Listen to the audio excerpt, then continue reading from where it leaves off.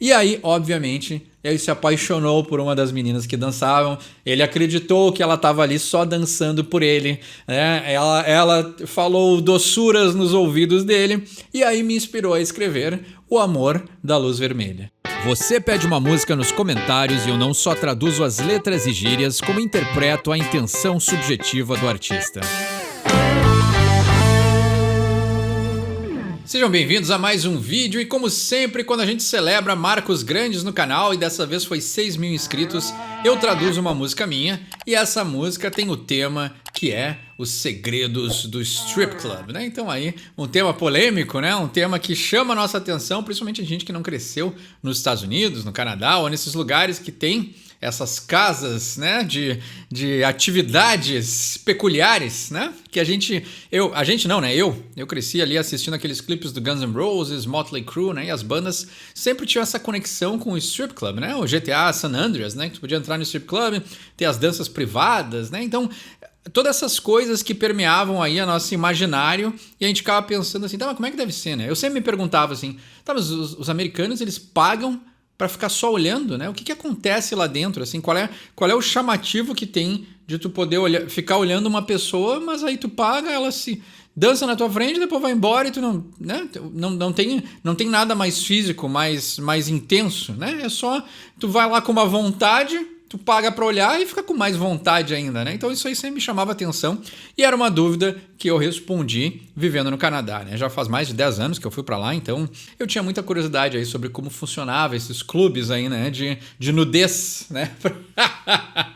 Para deixar, né? Eu acho que é difícil falar de strip club e manter o vídeo família, né? Mas vamos tentar. Enfim, como sempre eu gosto de traduzir, vou trazer as histórias, vou trazer as curiosidades, mas primeiro, como sempre, agradecer as pessoas que participaram na gravação dessa música, né? Então ali nos vocais, Yuri Sanson, o grande Sanson, né? Perdão, tentei dar uma inglesada no nome do meu grande amigo, né? Era vocalista do Ibra aqui em Porto Alegre, participou de vários projetos, um cara com uma carreira internacional, grande amigo, uma pessoa que eu respeito muito, e ele fez o favor, né? O favor de amizade, não me cobrou nada para gravar as músicas desse meu álbum na época, né? Que eu tava mais investido em música, então essa música é com os vocais dele na faixa para mostrar como é uma pessoa fantástica, né? O cara é contratado por grandes bandas no mundo inteiro e pra mim o cara gravou de graça na amizade, porque o cara confia no que eu produzo e eu acho assim fantástico a gente ter essas pessoas que nos apoiam. Então um grande agradecimento ao Yuri.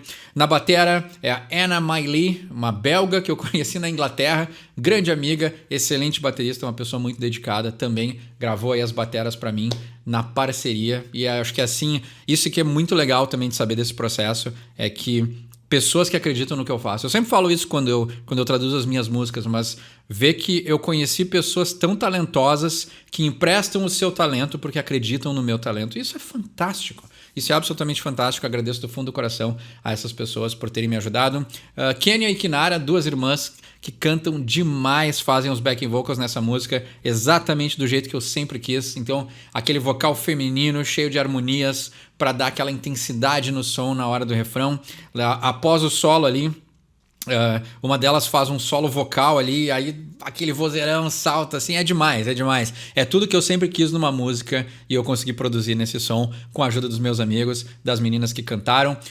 Na música eu toco guitarra, toco baixo, tudo que tem de instrumento sou eu que toco, tirando a bateria e os vocais. E foi produzido por mim e foi gravado num estúdio que eu briguei com o produtor. Como sempre, quando eu traduzo uma música minha, então a gente primeiro escuta a música e depois a gente entra na letra, nas histórias, nos segredos e tudo aquilo que a gente combinou e eu prometi de falar, né? Se não gostou da música ou gostou, destacou alguma coisa que achou interessante, pode deixar embaixo nos comentários, tá tudo tranquilo. Pra mim, como sempre, o interessante é o processo criativo. O gostar ou não é outra parte, é outro assunto, não tem problema nenhum não gostar do que eu crio, tá bom? Dá uma escutadinha na música e a gente se vê daqui a pouco.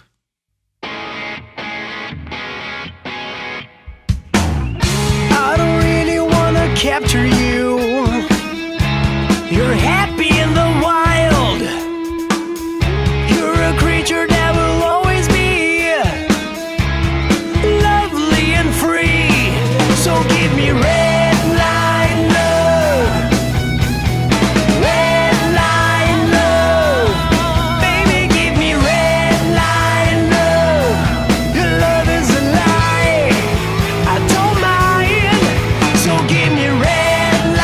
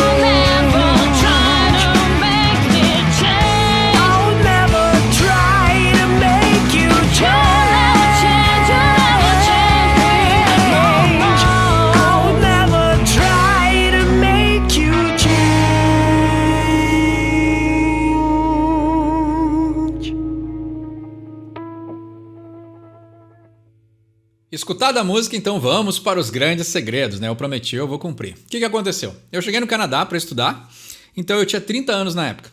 Eu tinha um colega que também era imigrante, que veio da África do Sul, e ele tinha 40. E aí, a gente tinha um colega mais novo, que era canadense, que tinha 20. Nós três tínhamos a mesma curiosidade. Como é um strip club, né? Claro que o de 20 estava sedento, né? Para descobrir a sua, né, sexualidade, né? Interagir, ver mulheres seminuas, né? Então, ele estava num movimento muito mais de hormônios explodindo do que nós, que tinha já, né, uma curiosidade mais adulta, né? E aí, claro, né? O meu amigo tinha 40 na época, né? É engraçado porque hoje eu tenho 41, né? Então ele tinha 40 na época. Ele era o mais velho, eu era o meio termo, né? E o nosso outro amigo era o novato, né? O jovem, né? Então a gente tinha as três faixas etárias, assim, né? E nós três com as nossas curiosidades, né? O meu amigo lá mais velho na época também gostava muito de música e tinha essa mesma pegada que eu, de querer entender, assim, bah, cara, eu via isso na TV, eu via isso nos filmes, o que acontece lá dentro, né? Então, a gente foi num bem famoso lá em Toronto. E aí é muito filme, assim, né? Tu entra lá e tem um lado que eu acho que, assim, né, quebrando um pouco essa coisa da wow, strip club, né? Cara, é um lugar meio decadente, né? Então eu acho que, assim, né, o segredo, eu não quis fazer o nome do vídeo para desapontar ninguém, mas o strip club é um lugar para jovens. Eu acho que, assim, eu com 30 anos eu ainda teve coisas que eu consegui achar legal e teve coisas que eu achei decadente. Porque tu enxerga o que tá acontecendo ali dentro. E tu enxerga que tem muita gente que vai ali, não é pra curtir. Então tem uma coisa que é muito comum lá, que é fazer um happy hour no strip club, né? Então o cara sai do trabalho com os amigos, toma uma cerveja, vê as meninas dançando e tal, tudo bem, né? Tem um lado talvez saudável, talvez distante, mas tu consegue enxergar, né? Talvez nos cantos, né? No escuro, aquelas pessoas que estão lá por uma necessidade, por uma falta de conseguir um contato com o feminino de outra forma, né? Então a gente tem uma carência ali dentro. E eu com 30 anos já conseguia perceber isso. Então, entrando lá, foi aquele lado, o Eduardo adolescente achando muito legal. Uau, os clipes que eu via naquela época lá, os caras nos anos 80 e as mulheres e... Tinha esse lado, claro, né? Saciou a minha vontade de conhecer o que passava lá dentro, mas tinha um outro lado que era... Aqui dentro tem muita carência, né? Talvez o meu lado psicólogo já devia estar aflorando, mas tu conseguia enxergar, assim, existe uma carência muito grande aqui dentro, né? Tanto por parte das meninas, né? Que aí tu consegue enxergar que também é um processo que não é saudável, né? Tu não tá lá dançando porque a tua vida tá ótima.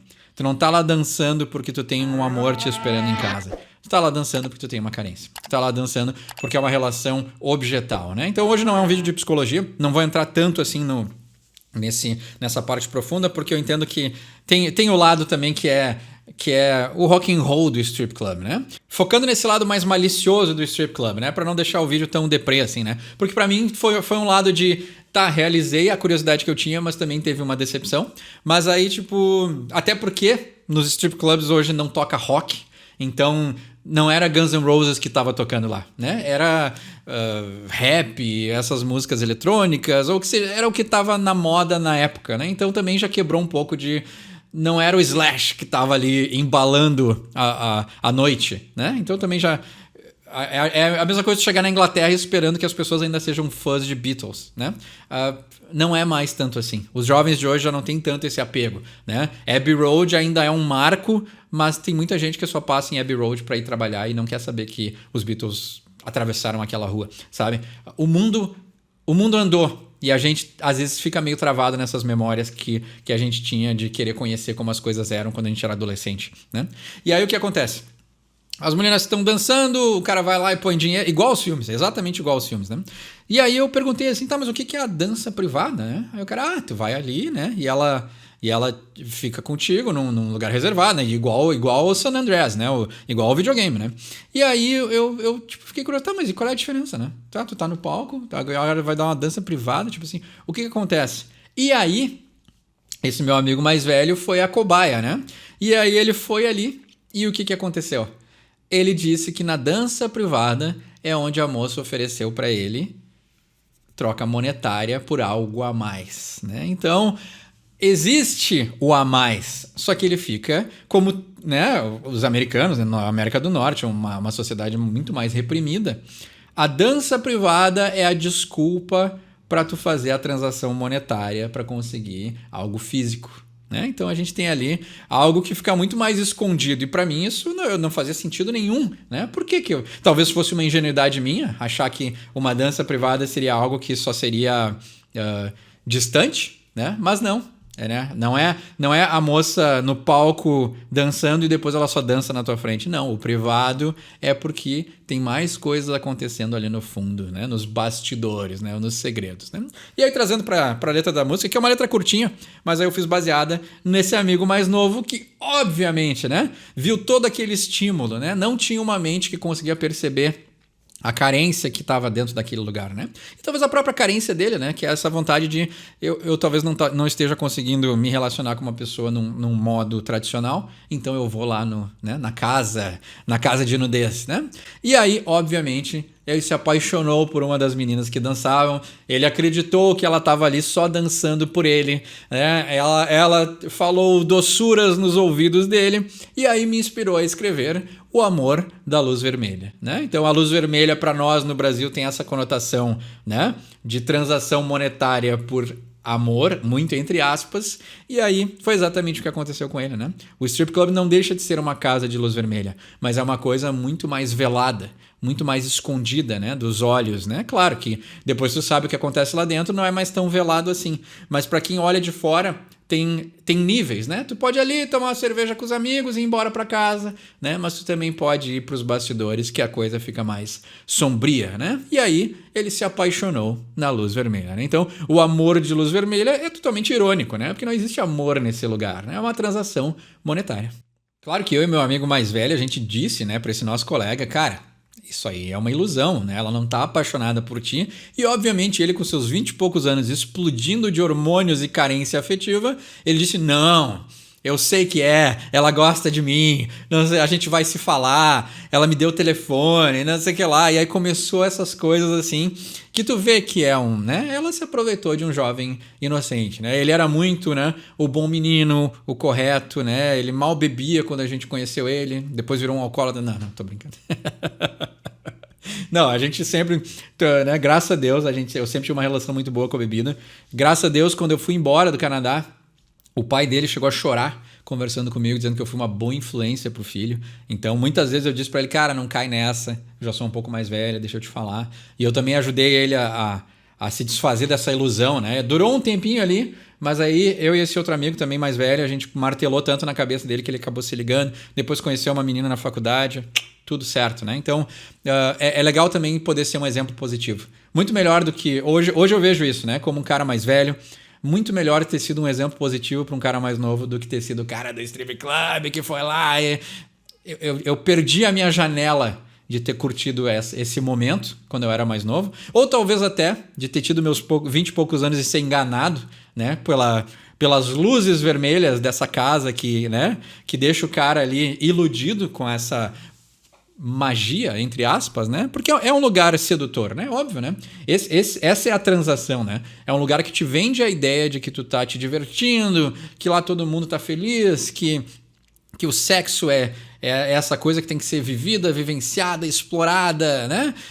Tem que ser vivido, vivenciado e explorado, mas não ali, né? Ali é uma ilusão de que essas coisas são naturais, né? E na verdade não é, né? Então eu vejo assim...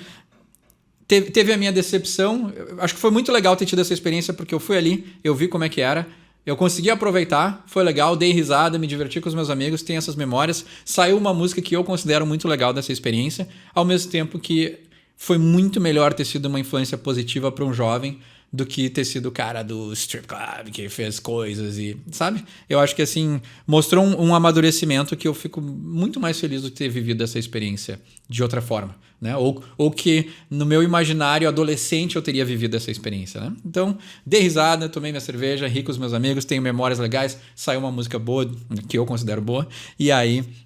Por sinal, é uma das músicas mais lentas que eu já escrevi, né? Então, quem escutou aí já viu, e quem tá assistindo até agora, agradeço, né? Mas vamos pra letra curtinha, mas envolve isso, né? Eu me botando no lugar desse meu amigo que se apaixonou por uma moça, né? Que trabalha tirando a roupa, né? Então ele diz... I don't really want to capture you, you're happy in the wild. You're a creature that will always be lovely and free, né? Então, o que eu disse, né?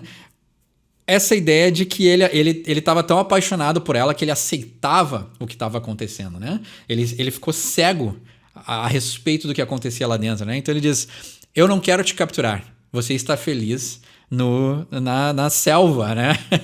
No selvagem, né? Tanto o selvagem da casa como o selvagem do jeito que se vive e se experiencia esse lugar, né? You're a creature that will always be lovely and free, né? Você é uma criatura que sempre vai ser bela, né? O lovely é aquela coisa que é atraente, encantadora, né? E livre, né? Então você vai ser aí bela e livre. Então essa ideia de não querer capturar, né? Ele se apaixonou por uma moça que nunca vai ser dele, né? Mentalmente, né? Pode ser fisicamente, né? Se ele tiver o suficiente para pagar por uma noite com essa moça, ela vai ser dele fisicamente. Mas mentalmente, né? De coração, de sentimento, né? De psiquicamente ela nunca vai ser dele, né? Porque isso envolve outros problemas que levaram ela a ter esse trabalho, né? E quando te relaciona muito, né? Principalmente nessa relação de transação amorosa, né? Acaba modificando alguma coisa, né? Psiquicamente ali, que também muda a tua relação com o amor, muda a tua relação com o dinheiro, né? Essas coisas, elas não podem estar tão interligadas assim, porque vai trazer algum prejuízo para a vida da pessoa, né?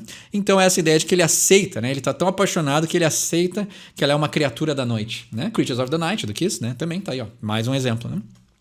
E aí ele diz, so give me red light love, né? Give me red light love. Your love is a lie, I don't mind. Né? Então, me dê o amor da luz vermelha. Né? Ele clama tanto, ele quer tanto o amor da luz vermelha, que ele diz, o seu amor é uma mentira, mas eu não me importo. Né? Então, essa ideia de ele... Né? Claro que na história real, ele tá totalmente apaixonado. Né? Claro, tinha 20 anos. Né? Ele tá totalmente apaixonado por essa moça. Né? Mas... psiquicamente, eu acho que ele entendia o processo. Tanto é que quando a gente martelou tanto na cabeça dele que isso não era verdade, ele entendeu. E ele acabou, né, descolando disso, né? Era uma carência dele que estava colando nesse processo, né? E aí ele diz, né? Ele disse, eu fiz ele dizer, né? Give me red light love, I'll never try to make you change, né? Então aqui mostra a carência, né? Então ele diz várias vezes, né? E aí o refrão enfatiza a mensagem da música, né? Me deu amor, né? E essa ideia do me dê é o pedir, não é eu quero, não é eu vou conquistar, é me dê. É a posição passiva do querer amor, né? E aí ele diz, I'll never try to make you change. Eu nunca vou tentar fazer você mudar. Né? Então, essa ideia de que, assim, ele tá tão desesperado e tão carente por amor que ele aceita isso. Ele aceita que ela trabalhe tirando a roupa. Ele aceita que ela trabalhe num local onde vários caras vão ter a oportunidade de pagar, né, pelo físico dela. Né? Então, ela vai ser consumida como produto e ele aceita. Né? Então, tu aceitar essa transação, e eu entendo, né, que hoje em dia tem um movimento muito grande sobre o trabalho sexual e essas pessoas devem ser respeitadas, né? Então isso não é um vídeo nem um pouco dizendo que essas pessoas devem ser maltratadas, mas existe um movimento psíquico de quando tu te vende como mercadoria. Isso é uma coisa muito profunda, né? Isso não é nada saudável, né? A pessoa se botar como produto, né? Acho que uma pessoa que trabalha com isso não pode reclamar de objetificação, porque isso é totalmente, né, a pessoa se pondo como objeto. Ninguém tá ali porque ama ela, né? O meu colega se apaixonou por uma dessas moças porque ele tinha uma carência. Mas ele sabe que ela não está vendendo amor, né? Então, por isso a ironia também do nome da música, né? É um assunto muito profundo, né?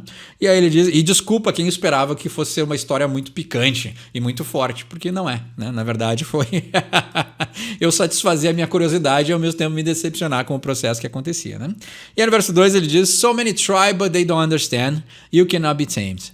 When they try to make you feel at home, they offer you a cage. E aqui eu escrevi justamente sobre esse processo, né? Na época eu ainda não estava tão envolvido assim com a psicologia, né? Mas é um processo psíquico, né? Muitos tentaram, mas eles não entendem que você não consegue ser domada, né? Essa pessoa que vive, né? Primeiro, que ganha muito dinheiro fazendo isso e ela não pode ser domada, né? Essa pessoa dificilmente vai conseguir, depois de viver uma vida dessa, voltar a ter uma vida regular, né? De querer... Essa pessoa vai acordar às 7 da manhã para trabalhar até às 6, 7 da tarde? Provavelmente não, né? É um emprego que oferece muito dinheiro muito rápido, né?